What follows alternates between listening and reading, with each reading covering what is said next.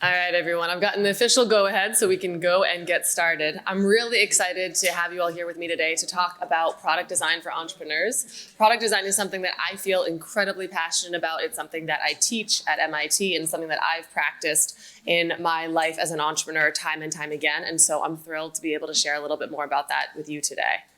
So, as an introduction, my name is Macauley Kenney, and I am an entrepreneur in residence and a lecturer at MIT. I teach design for scale, how to manufacture and design within emerging economies and international development settings. I also teach introduction to making and product hardware design and hardware ventures. I have been a COO and founder and early joiner of 4 startups, so serial entrepreneur at this point, all of them impact focused and operating in emerging economies or in the global south. My most recent venture was the company 𝐡𝐮𝐺𝐵ox, where we built ultra portable operating rooms. Our tagline was the operating room in a backpack, so under 10 pounds and fully grid independent for use in combat situations and disaster reliefs, and that product is currently being deployed on the Western Front in Ukraine and is with the Ukrainian army. My background is in biomedical engineering and a degree in technology and policy, and I've acted as a user researcher for startuppers as well as a product designer and entrepreneur over the course of my entire career. So thrilled to be able to share with you some of my learnings and letting you know where all the context is coming from for how I've developed this framework for product design, specifically for those who want to go on and build companies. So when we think about product design, a lot of us already have internalized conceptions of what that means. And if you go off and you Google what is product design, you're going to get a variety of answers. And they're all going to be incredibly wordy. And they're going to be saying different variations of the same thing. They're going to talk about processes. They're going to talk about creating market. They're going to talk about holistic approaches. And quite frankly, it can be a little overwhelming when you're starting out. I mean, there are individuals who devote their entire careers to product design, and they get into the nuances of what that looks like. And it's a tremendously valuable profession, but it might not be the most effective when you're thinking about applying it within an entrepreneurial setting. So when I think about product design for entrepreneurs, the definition that I find is most relevant is intentionally scaling a thing that customers will be willing to pay for.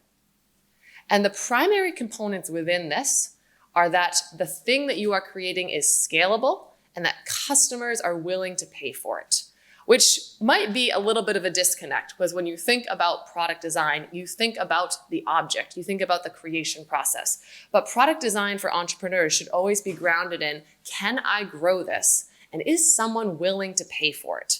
If any of you stopped by Bill's workshop yesterday, I'm sure that he mentioned this. A company is your goal as an entrepreneur. The product is a means to the end. If you don't have a customer at the end of the day, you don't have a company. And so product design for entrepreneurs is always thinking about what is that customer at the end of the road? What am I building this for? Because I'm trying to build a company, a startup, not I'm trying to build the next cool gadget. And that change in mindset is incredibly valuable when you're mapping out your planning process and in how you go about creating your product. Now, when I say product, I said scalable thing in my definition, and that is because internally, we often think of product as something you can physically hold. And it's true that a product within a startup could be a physical item, and I have some examples here today. We've got Desktop Metal that does 3D printing, Boston Dynamics does robotics. I'm sure some of you guys have seen their dancing robot commercials. PillPack is a physical product that groups your pills, and that is the classic definition of a product. But a product, for the sake of entrepreneurs, can also be something software. M-Pesa, Viva Wallet, Grammarly are great examples, and there are thousands, if not millions more. And it can also be a platform. So when you're thinking about designing a product, it doesn't have to be a physical entity. It is whatever thing that you are creating that is going to provide value to your customers. And so expand your mind a little bit to get away from a tangible object to think about the 3 pillars of hardware, software, or platform, because your product could take any of those forms. Now, I mentioned that people spend their entire lives becoming product designers, devoting their career to it, and that if you Google product design, you'll get a variety of different definitions. If you look up how to go about product design, You'll also get a variety of different beautifully illustrated charts, graphics, ideas about how you can go about this process. There are different methodologies ranging from design thinking to user-centered design to human-centered design, and they're all trying to put the same building blocks together into a valuable process for how you can go about creating a product. Now, all of these are incredibly valuable and useful. I'm a practitioner of human-centered design myself, but quite frankly, when you're trying to think about product design as an entrepreneur, I find again that these can be overwhelming. They're taking you through steps that you might not need to know at the onset and not in a way that's specifically geared towards building a company. So what I'm gonna do today is distill all of these down into the 3 primary steps that you need for product design for entrepreneurs. And those are understanding your users, building simply and failing quickly, and loving the problem, not the product. And today I'm gonna walk you through a high level of what each of those 3 steps mean. Ideally, we're gonna have time to actually have you practice some of those right here in a workshop to get an understanding of what that looks like. And I say giving you a foundation of what these means. That's my goal for this workshop because this is just the starting point. I want to give you guys enough tools to be able to think about this framework, think about how you could apply it in your own lives, in your own companies, or with your students. There is, of course, much more work to be done and thinking to be had that I can deliver in an hour-long workshop, but this should give you a new way of thinking about it. So to start off, understanding your users. This is probably my favorite step of this process and one that I think gets a lot of attention within entrepreneurial philosophies. Thinking of Bill's 24 Steps is a great example. Your users are the foundation of your company and of your product. They are going to dictate how that product is built. What size is it? What form does it take? How much does it cost? And if you don't have user buy-in, you don't have that customer at the end of the day. And so when you're thinking about designing anything, you should be thinking about who are you designing it for? Because a great example, like a cell phone designed for a 5-year-old versus for your 80-year-old grandfather versus for your boss or yourself are all going to take different ideas. They're going to take different forms, even though they're all could be phones at the end of the day. So understanding exactly who is that person is the very first step, understanding your user. And a great example that I like to leverage to emphasize the importance of understanding your user is the Playpump example. How many of you guys are familiar with Playpump? Oh yeah, I see. I usually get a few hands on that one, so I see one. Playpump is, unfortunately, one of the biggest examples of an international design failure. And it was a product that was developed in the US to help alleviate water concerns in informal settlements and other areas of emerging economies where water scarcity was a problem.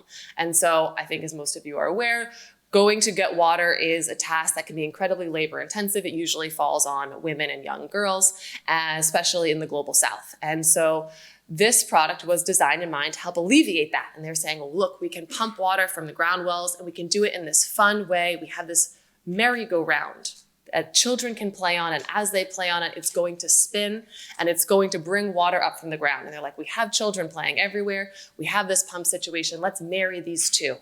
And it was tremendous splash in the development world. They got a ton of funding. They had a commitment to build 4,000 pumps around the world. You can see a picture of the rollout later on. It was a product. It was a product that was designed to be successful. It was successful at bringing the water up from the pump. And this is where it ended up. Apologize for the granularity of the photo. This is the best one that's available at the time. But these play pumps, after people followed up several months and years later, those aren't children playing on those. The pump design was actually too labor intensive for children to want to play on for a long time. If any of you guys have kids or interacted with them, their attention span is kind of short, right? They don't want to be spinning in a circle for the minutes and sometimes the hours that it would take to properly bring up that amount of water. And so that task, once again, fell on the women who now were going through the very painful and non-dignified way of collecting water via this pump. And the pumps were eventually abandoned, they broke, they weren't serviced, and it was ultimately seen as one of the biggest fails of product design for the international community that was pushed from the West onto the global South. And it's a great example of a product that functionally worked. It did what it was supposed to do. It raised the water, but because it wasn't designed with the user in mind and didn't have that user feedback, it was ultimately seen as a product design fail. And so user is the absolute bedrock of whatever you are creating. And their objectives and their constraints are going to drive your intentional design decisions. And I highlight objectives and constraints because those are the items that you want to physically call out when interacting with your user and to call out amongst yourselves and amongst your teams when designing a product. What is an objective? What does the user say that it has to do? Does it have to be cheap? Does it have to be comfortable? Does it have to be fast? Whatever it is that you are designing. And then what are the constraints? What can this not do? Can it not go over $200? Can it not weigh over 200 kilos? Like, what are those requirements? And these design decisions and these objectives and constraints are going to dictate how your product is used, in what conditions, how big it is, how much does it cost, and tens and dozens of others. You want to quantify these whenever possible. So when you're talking to a user, when you're getting to know them, and they're going to say things like, oh, I want it to be easy. You're like, okay, great. And you write down easy. And then you go back and you're like, well, I don't actually know what easy means. Again, easy for you to download an app on your phone is probably not easy to, sorry for throwing grandparents under the bus, but probably not easy for your grandfather or your grandmother to do the same thing. So if someone says, I want it to be easy, say, okay, what does that look like? Do you have to be able to do it in 5 minutes? Do you have to be able to do it in 5 seconds? Get some quantification so that you truly understand what those objectives and constraints are and that you're on the same page. Now, I also want to highlight specifically for entrepreneurs that your users and your customers might not always be the same. And I've put some examples up in here. Like your users and your customers differing, probably the easiest example is a child and its parents. The person who is paying for it, the parent, is the customer. The person who is using it, the child, is your user. And in these circumstances, you want to satisfy both because you need the customer to be willing to pay for it. Again, that's your bottom line as an entrepreneur, but you need the user to be willing to use it. And that is a symbiotic relationship between the two. Some other examples that are maybe a little less straightforward are users and customers in developing world situations. So you'll have users, this example is a hand washing pump at a refugee station in Bangladesh, but your customer was the Oxfam Foundation and other partners. They were the ones purchasing the technology. And then a final example is Facebook. How many of you guys have a Facebook? Yeah, almost every hand should go up on that. Are you paying for Facebook? No, you're the user. Who's paying for Facebook? Yeah, absolutely. Facebook ads is paying for Facebook. So Facebook was designed for users, but it was also designed for companies to put on ads. And so that's thinking about how do you create this product and how many people do you have to satisfy in order for this to be a success. All right, second point, building simply and failing quickly. This can also be known as rapid prototyping. So you're going to take all of those user objectives and constraints, all of those understandings that you've gleaned from your user, those metrics that you've quantified, you're going to funnel them down, and then you're going to start to build things. And it's going to feel really great. You're going to build things, you're going to get them off the ground, and you're going to think everything is perfect. And what you really need to do is build the quickest, easiest thing possible, test it, and then iterate on it and build it again. This should be a cyclical process over and over again as you're working towards your MVP or your minimum viable product. I like to think of this as even going before the MVP because you're going to build, test, and iterate on various components of your overall product and not even just building the entire product itself. And this should be done as quickly and as resource lightly as possible because the more time and money and energy that you spend, the more that you will have invested wrongly if it turns out to not be the right iteration. So you want to go through as quickly and as easily as possible to figure out what works and what doesn't. And you will do this over and over again. You want to fail quickly. That means that you can go off and reiterate and pivot and find something better and incorporate that into your product design. And I mentioned rapid prototyping. Rapid prototyping is the process of build, test, iterate. It is intentionally light construction of whatever that might be, a hardware, a software, or a platform in order to capture your design concepts, throwing everything in one page, seeing how the pieces fit together. Assess user interaction. That's usually the one that we're most familiar with. Like, how is the user going to play around with this? How are they going to interact with it visually? How are they going to interact with this tangibly? It's going to be design validation. Can I build the thing that I have in my head? Do those pieces work together the way that I wanted to? And then design refinement. How do I make this more polished in a better situation? I've thrown up examples for what rapid prototyping can look like, and I've included two varied examples. The one on the left is from my company, Surgibox. Now we're building a medical device, an ultra-portable operating room, but our first iteration was PVC piping and saran wrap to put on top of our president. And I was just seeing, okay, what does this look like on this person? Can someone engage with it? And we tested out the ergonomics. It was not a medical device by any standard of the mean, but it was the first proof of concept of we want to work through this. And we were looking specifically at user interaction. Rapid prototyping is used in all fields. I included an example of robotics because I think that's probably the most technically based field that you can think of, and they use rapid prototyping. I've got a foam core robot up there on the far right that eventually was used to become a metal stamping robot. And they used foam to say, okay, what do the hinge joints look like on this robot? There is always a way that you can build something simply and quickly, regardless of how complicated your final product is, to save your resources, save your time, and get some early test results. And I say test results, you want to be really intentional about what that looks like. And intentionality is a strong part of the design process for engineers. So you'll hear me using that word a lot. Because everything that you do, you want to be doing for a reason, because you have limited time and resources. And so you want to make sure that when you know that you are doing something, you know why. So intentional testing is you have created this prototype.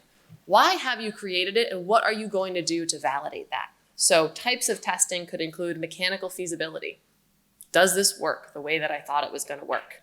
Could be points of failure. Okay, I've built this mock-up. I've done this wireframe for my web page. Does it actually interact? Like, where is the breakdown going to happen? User interactions. How is someone going to hold this? How is someone going to navigate around this?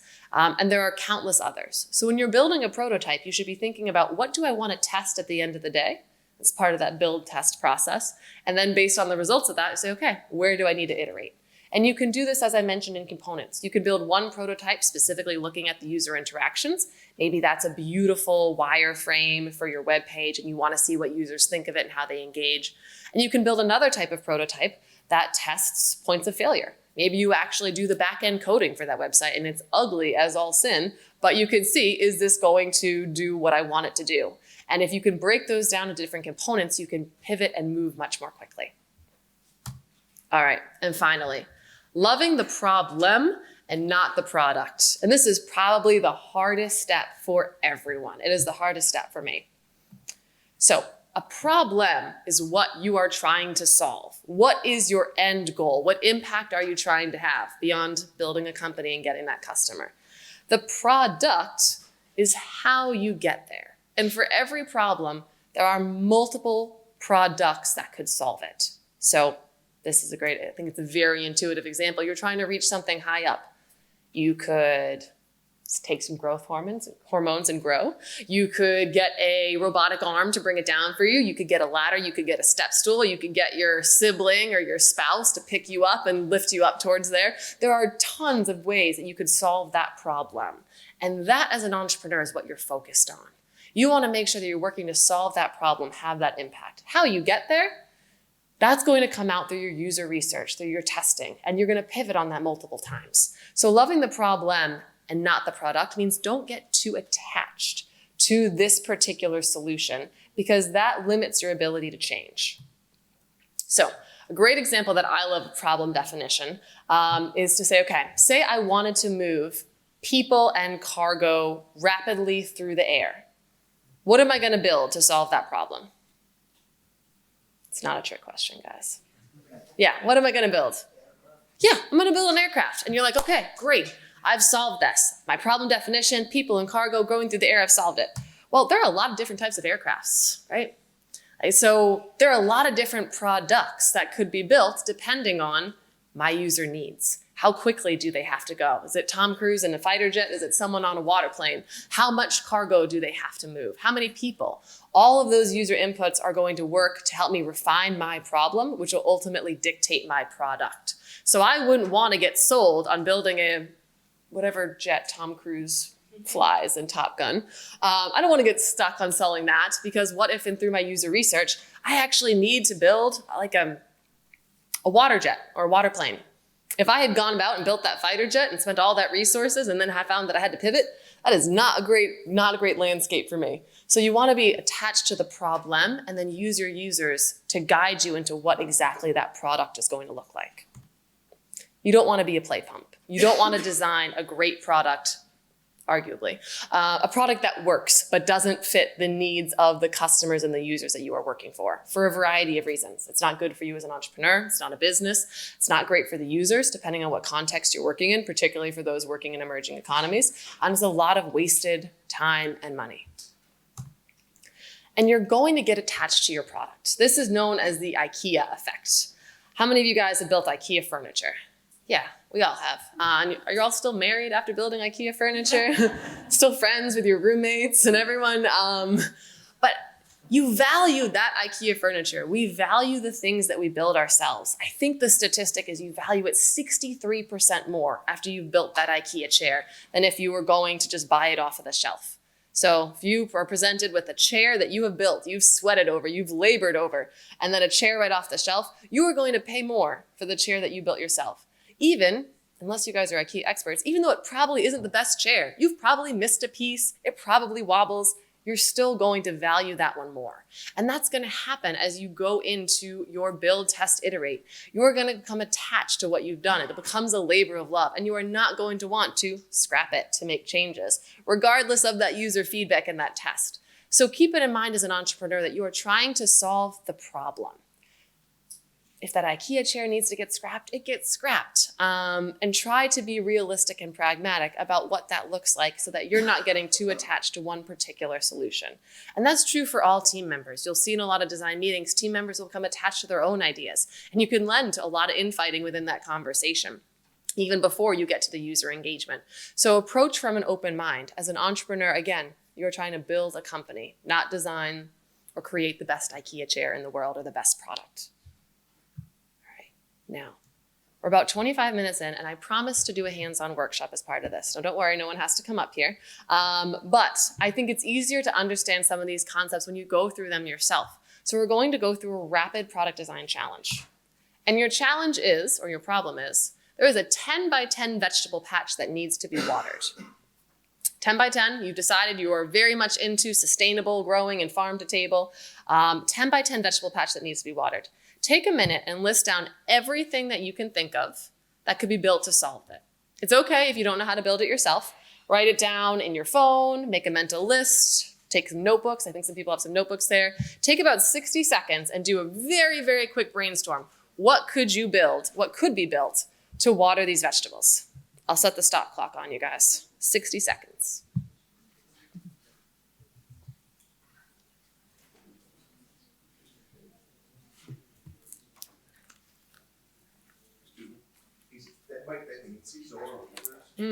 That's a great question. It's 10 by 10 feet. We can do this by 2 by 2 meters. I forgot I'm not in the US anymore.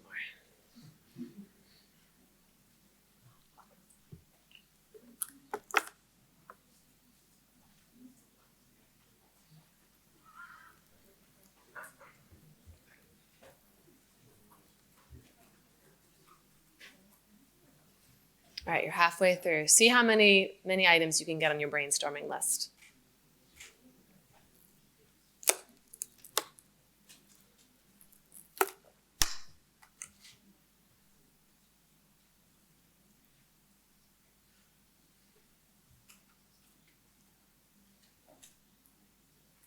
I see a lot of scribbling. I love that. All right, 60 seconds is up. How'd you guys feel? Who wrote down things on their list? Yeah. Who had questions? Yeah. Because what didn't I tell you in this prompt? And this was not a trick, but what didn't, yeah. What kind of vegetables do you need to grow? I didn't tell you what kind of vegetables. Why? I didn't tell you why. Yeah. Where do we get the water? Where did you get the water? The user and the customer. Yeah, I didn't. All of those are true, by the way. What seems like a very specific problem statement, and it feels specific because I gave you numbers. That's usually the trick. And that will happen when you talk to people about their problem statement. They're like, oh, it's really specific. I want 10 by 10 vegetable plat. And you're like, okay, that sounds great. I'll go and build that. And you're like, wait a minute, I don't know a lot about that. But more importantly, I didn't tell you the users. I told you nothing about who you were designing this for. It could be a kid with their science project trying to build something over the summer.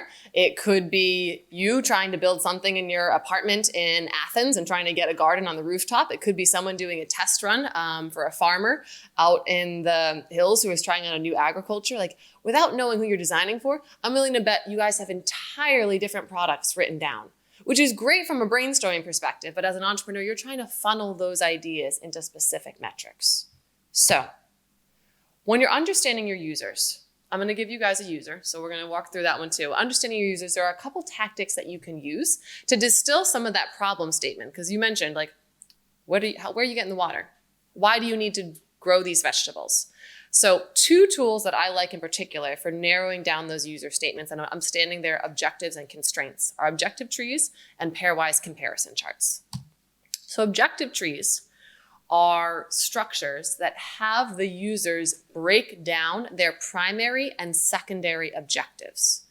And so you're going to meet with your user, you're going to talk with them, ideally before you start building anything as an entrepreneur, and you're going to say, okay, what do you care about? We have this problem. We have to water these vegetables. What do you care about? And they're going to say, man, it has to be really cost effective. It has to be convenient. It has to be easy to use. It has to have structural integrity. You're going to say, okay, that's great. What does cost effectiveness mean to you? And you're going to have them distill that down. And you're going to take their primary objectives, you're going to put them in this tree, and you're going to distill those sub-objectives as far as you can. Feel like a 2-year-old asking why. You're going to say, why do we have to do that? And what does that look like to you over and over again? And this is a great example of just how far you can go. This particular example is for a portable attachable cot for infants, just to give you some context of where that's coming from and what they had found from their user objectives. And you can do this over the course of one-on-one conversations. You can do multiple interviews and then distill all the learnings down into one massive objective tree. But this is going to help you really break down what is important and give you a sense of where that ranking falls. And then once you have that, you can use a pairwise comparison chart because, again, you're trying not to get too attached. You're trying to get analytical about this. And everyone is always going to have different preferences and to say that they're all equal. I once helped my friend build her dating profile and I said, okay, I'm going to help you build this. What are you looking for? And she had, I kid you not, an 18-point list, 18 points. And I was like, okay, that's great. We're working with this. Like, what are your top priorities? What is the first? She goes, well, they're all the first. It's like that. It's like, that can't be true. She goes, no, all 18 are equal. And I was like, well, I hate to break it to you, but we are not going to find anyone on Bumble this way. It's just not going to happen. Because you need to be able to rank your objectives. And so a pairwise comparison chart is a great way to do it. And so what you do is you put all of those objectives that you've gotten from your objective tree, and you put them into the rows, the top row and the top column. And then you rank them against each other. So you're using the row as a point of reference.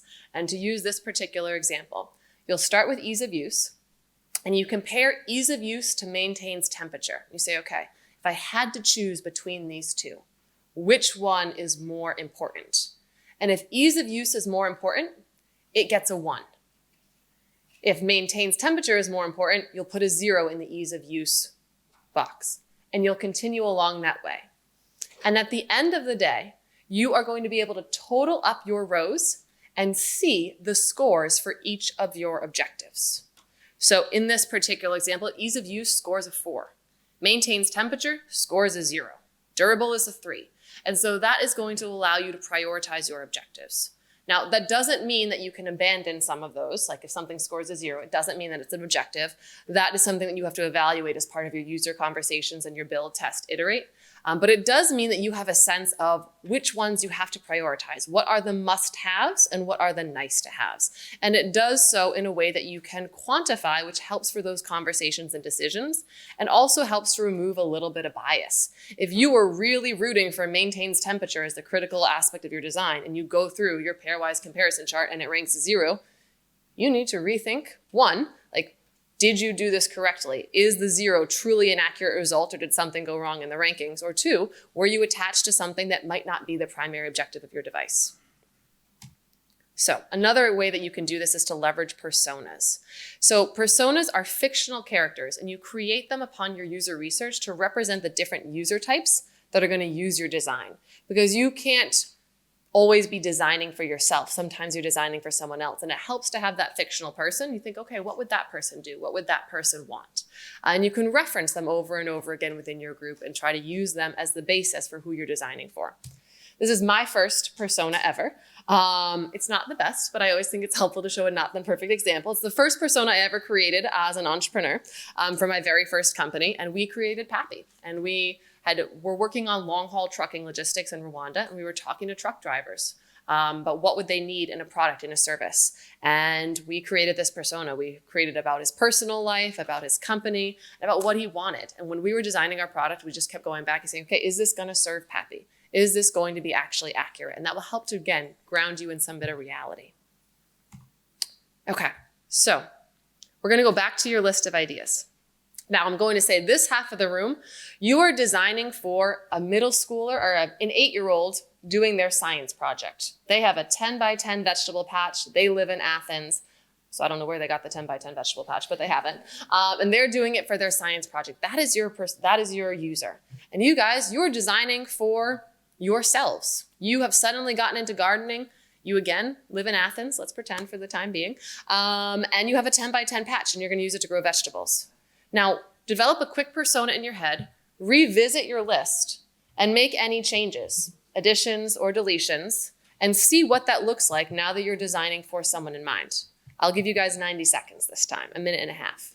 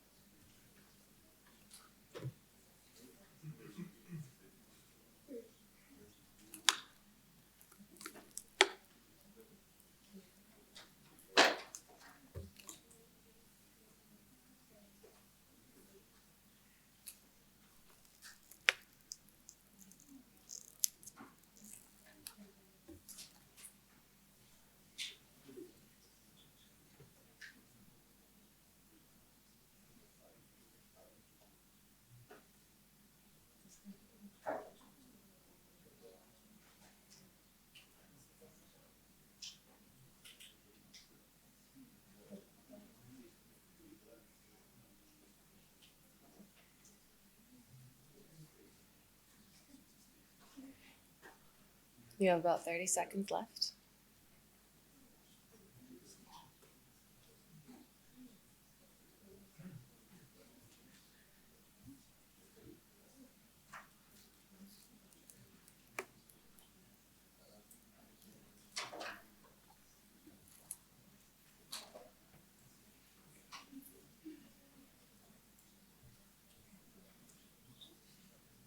All right.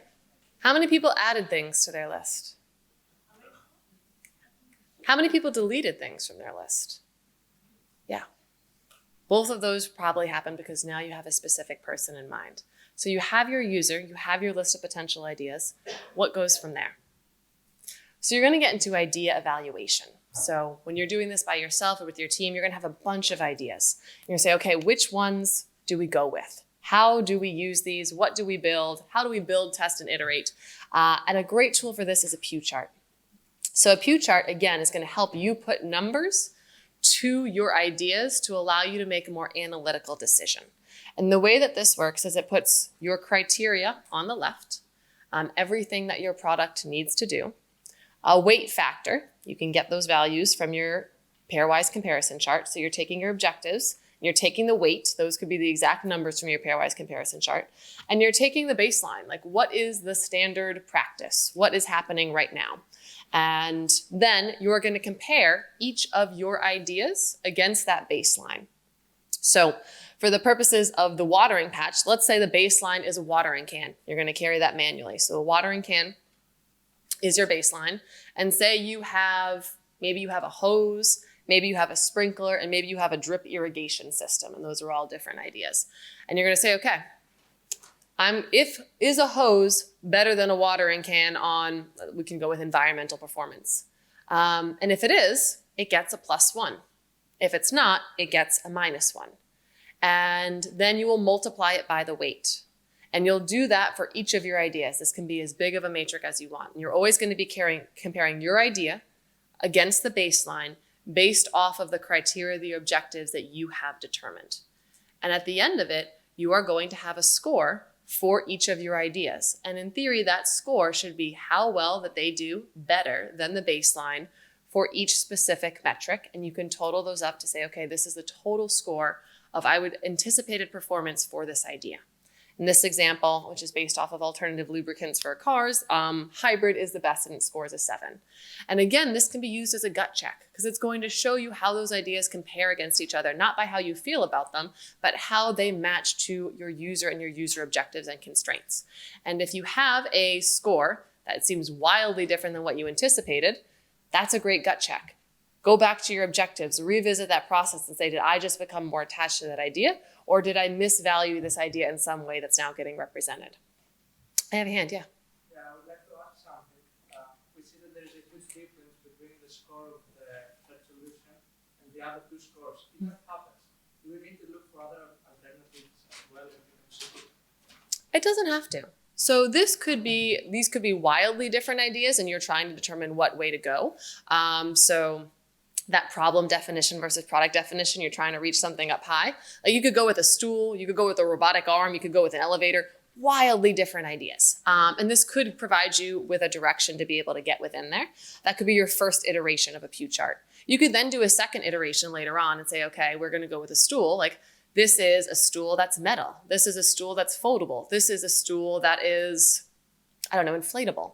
And then you could revisit this pew chart and say, okay, from this new set of ideas, how do these rank against the objectives? So a score that's wildly out of line is not necessarily a bad thing, but it also doesn't have to be like necessary as part of the criteria, your ideal outcome.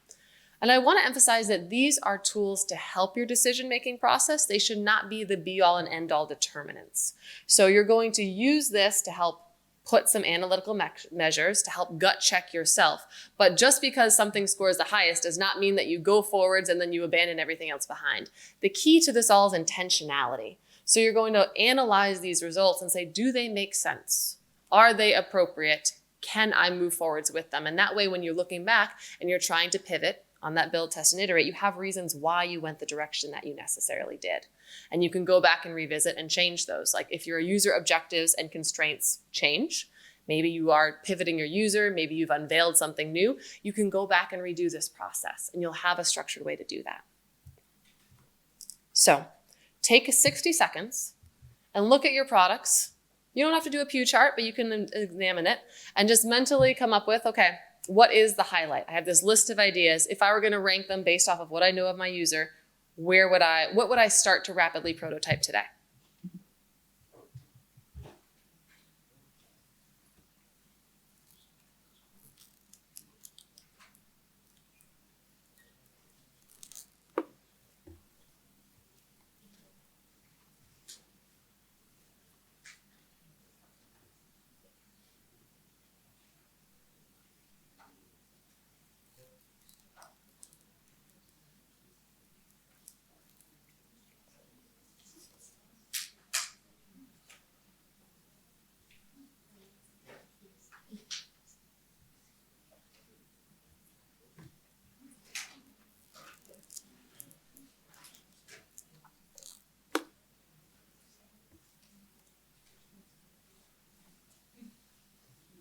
All right, now some of you should have been narrowing down on that brainstorm list. Now, obviously, I had you go through the entire product design process in what, a grand total of 3.5 minutes. So this is not supposed to be, again, the be all and end all.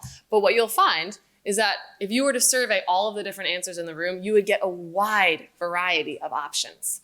I put up 4 as an example, but when I've run this exercise before with my Sloan MBA students, it ranged from a helicopter to a simple like glass bulb that distributes water to a watering can. Like it can range the gamut because everyone's operating under a slightly different set of objectives and constraints based off of the persona that they created.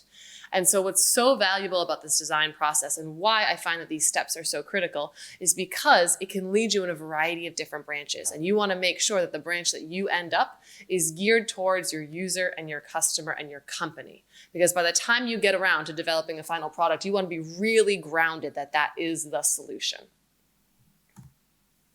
So finally, to wrap it all up, and then I'll switch it over to questions, the 3 steps for product design for entrepreneurs are to understand your users. Your design decision should be centered in your user research. You don't want to be a play pump. Build simply, fail quickly.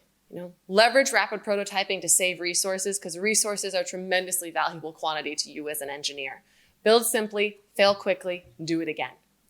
And then finally, and probably most importantly, love the problem, not the product.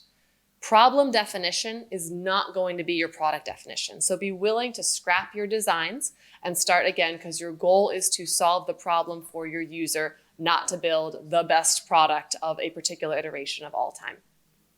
So thank you so much today, guys. I'd be happy to take your questions.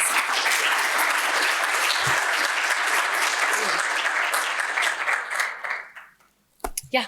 I'm interested in the slide in which you have a, microphone, but a robot foam product. What is that product called? Yeah, that's a great question. So this product is, if I can roll back alone. This product is a base stamper for metal.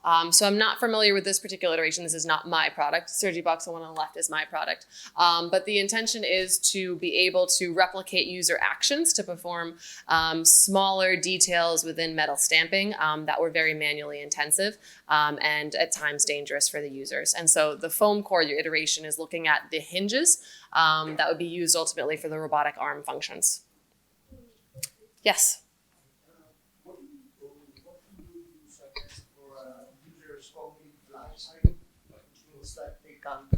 When they can't really see something that they need? The classic Apple example. Yes, I get this question a lot. And I say the classic Apple example because I believe it's Steve Jobs who's on record saying if I had asked users what they had wanted, they never would have said an iPhone. An iPhone is the product.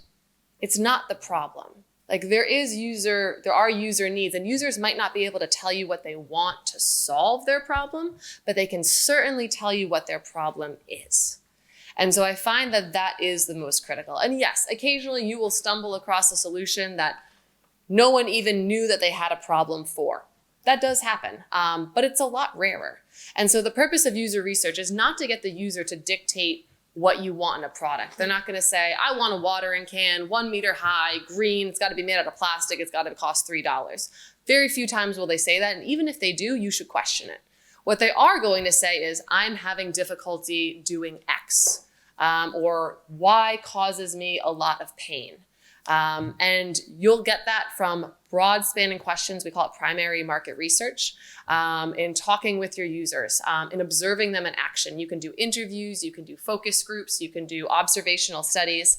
And a lot of those at the onset are not focused in the product. You aren't going to be asking them, what do you think about this design? You're just going to be seeing what do they think of how they go about their life, and understanding what their daily actions look like within whatever problem area you're focusing on. A great example that I like to leverage for that is I was mentoring a team over January break at MIT, and they were in the behavioral health space. And their problem is that they thought that, rightly so, that behavioral health was a massive crisis, a mental health crisis in the US. And they're like, we want to do something to make that better. Well, behavioral health is a huge field, and you could go about that in a lot of different ways. You could say, okay, I want to train more therapists. I want to give everyone $1,000. I want to do any number of options. And so they went out and they interviewed, I think 100 people to figure out what were some of those concrete problems. And at the end of the day, they're like, okay, there's actually an 8-week gap between when someone wants to see a therapist and when they're able to see a therapist. We're going to focus on that gap. That is our distilled problem statement. And again, even within that problem statement, just like the airplanes, there are a lot of different ways that you could go about solving it, that 8-week gap. Maybe you, again, train more therapists. Maybe you create a chatbot. Maybe you make the booking structure simpler. And so they did user research and saying, okay, you have this problem, tell me more about what your life would like, and then designed within that solution space. Their ultimate goal was to create a ChatGPT therapist who could help to mitigate situations within that 8-week gap. But the users didn't go to them and say, I want this. They distilled down into their problem statement, understanding the objectives and constraints from that primary market research. Yeah, blue shirt in the back. My question is on the function you showed. How do you weight? Excuse me. How do you weight each of the factors? Because there is an uncertainty. There are different quantities. About the objective trees or the pairwise comparison charts or the Pew chart? The Pew chart. Yes. How do you go about weighting them? So those weighting factors, you can come to them in a variety of different ways. I like to use those scores from your pairwise comparison charts. So when you get through your pairwise comparison chart, you are going to have a summed score for each of your objectives. So for instance, ease of use is 4, durable is 3. When you use that as an objective within your Pew chart, use that as your weighting structure. You've already had it been defined through an earlier process. Again, these are guidelines. They are not definitive concrete statements. You always want to gut check and make sure things make sense, but that is a good place to start for that. Yeah. So we have these tools to understand the user, right? Mm-hmm. And yeah, we have these tools to understand the user and start building towards a product. What about iteration? Once we build something and we put it in front of a user, what happens next?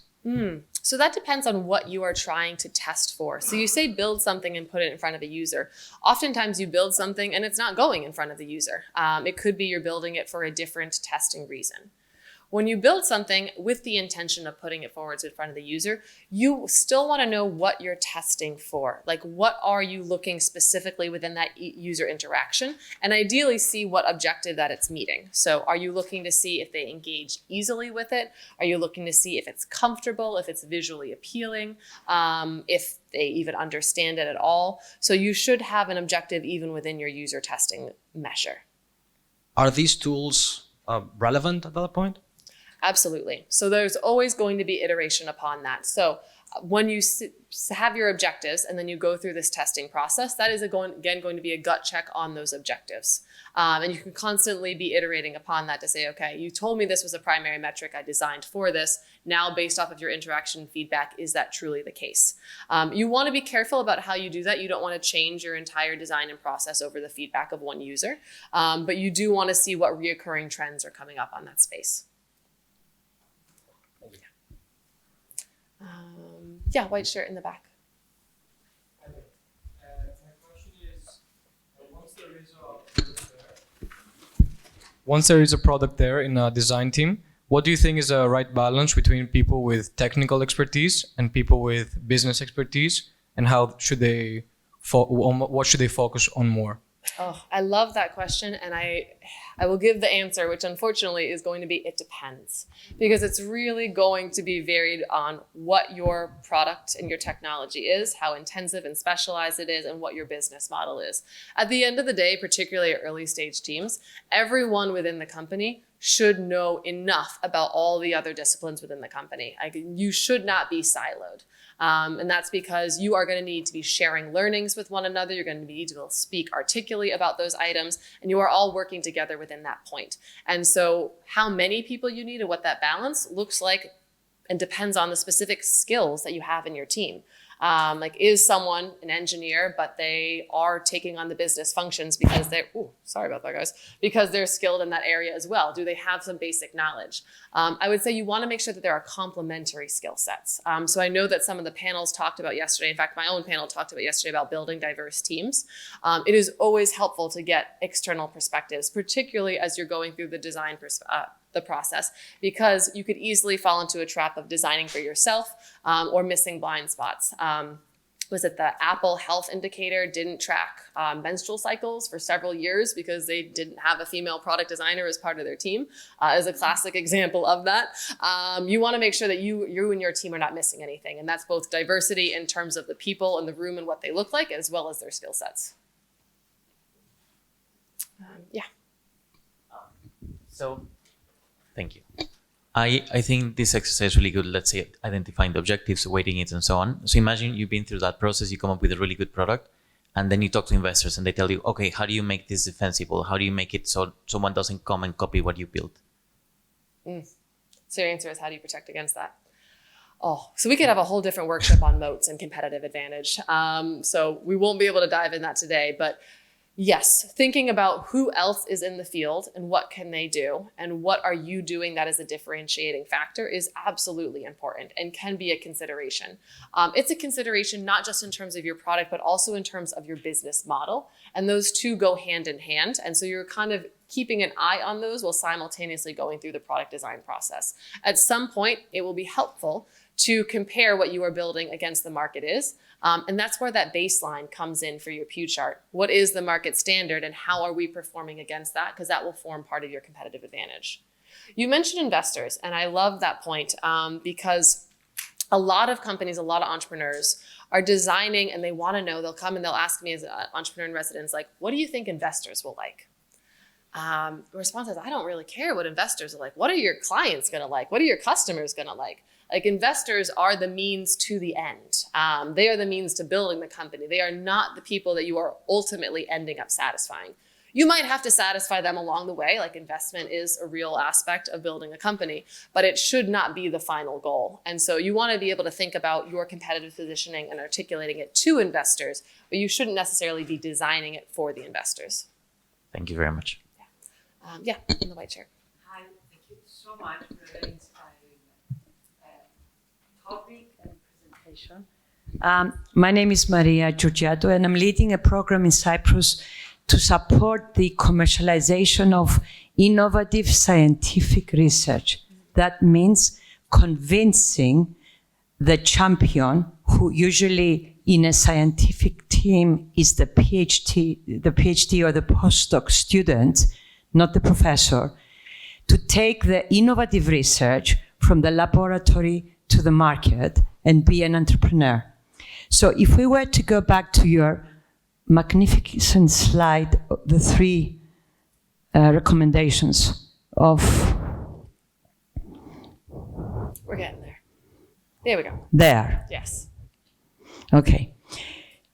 My experience with the program I have been running for the last 5 years, at least in Cyprus, is that when you try to tell a scientist, a researcher, a PhD, that they should go to the market before the product is perfect, and to think of customers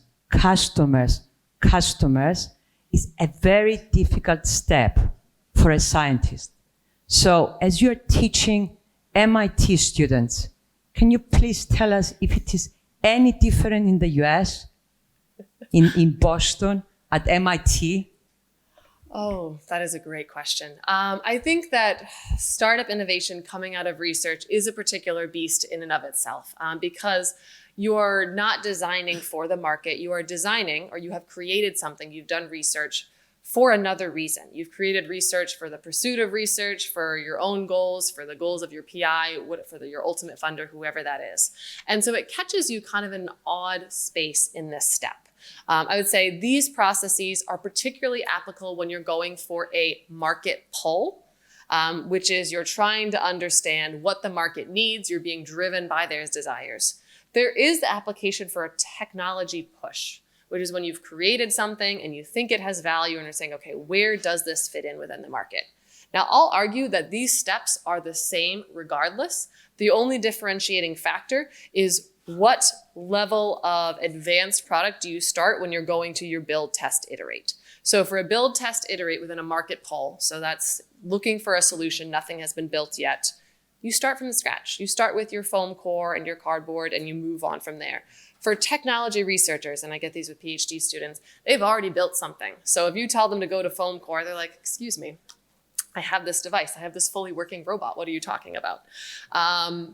And I find it helpful to say, okay, you do still need to understand your user. Like you've got this technology, it's fantastic. You need to find out who thinks it's fantastic. And then you need to make some tweaks to them or to that product for them. It is a hard conversation. We've done several different iterations of that. We have a faculty initiative where we're taking faculty research and encouraging them to do startups. I've been mentoring PhD students. And I think what it really comes down to is how much they want to become an entrepreneur.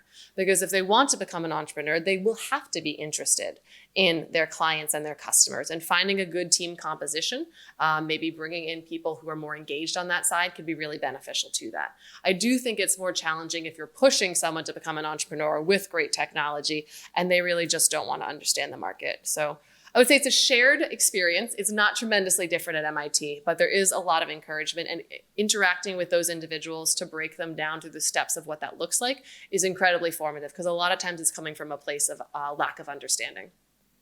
Yeah. Yes. Oh, nope. Sorry. We are done with questions, guys. It's 1:28. Thank you so much for coming. I'll be around for the rest of the day if you want to chat.